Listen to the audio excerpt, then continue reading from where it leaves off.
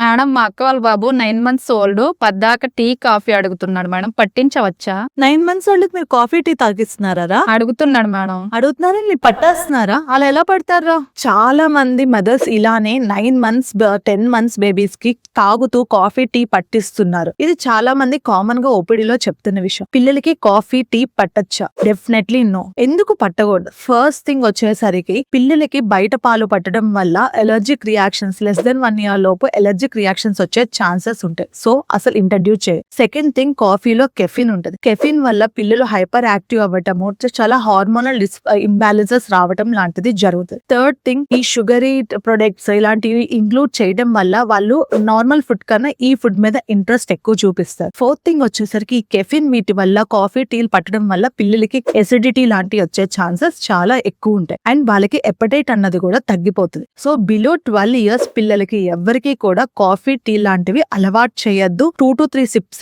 కదా అని ఇంట్రడ్యూస్ చేయడానికి ట్రై చేయొద్దు. So stay safe. Thank you.